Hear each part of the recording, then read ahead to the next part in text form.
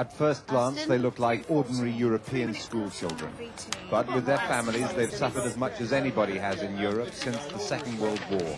And close up, it shows.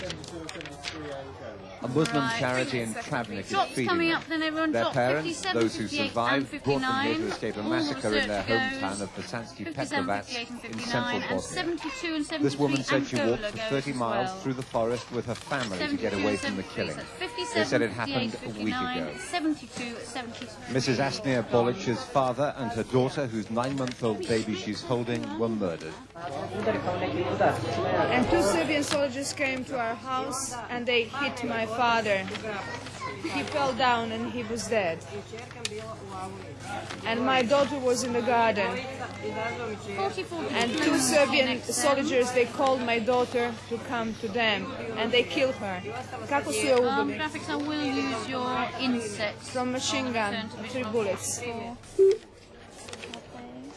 The refugees, all Muslims who've escaped to Travnik, tell the same story, that it was a reprisal for the deaths of 16 Serb soldiers whose bodies were brought back to Bosanski Petrovac from the front.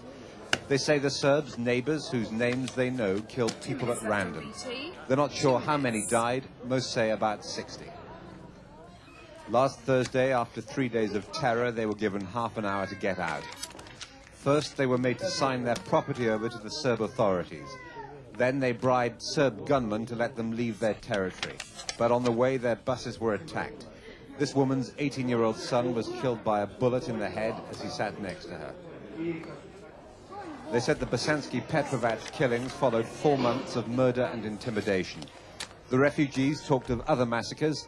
This man said 5,000 Muslims were killed in 5 villages in July. Bodies remained laying on the grass, on the open fields. Some were eaten, flesh was eaten by dogs and animals. Some people managed to bury their relatives. They separated one woman. She had 4 children left behind. They took her and 10 other people. They took them to one stud farm and they burned all together.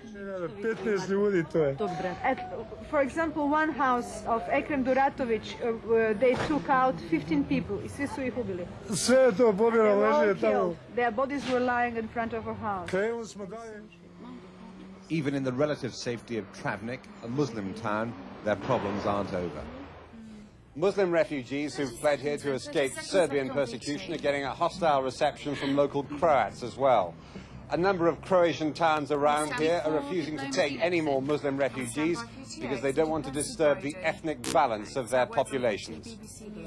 And the United Nations can't do it all on its own. Its relief efforts are being swamped. 6,000 refugees have arrived in the last 5 days, and the UN fears 50,000 more could reach here before Christmas. Jeremy Bowen, BBC News, Travnik.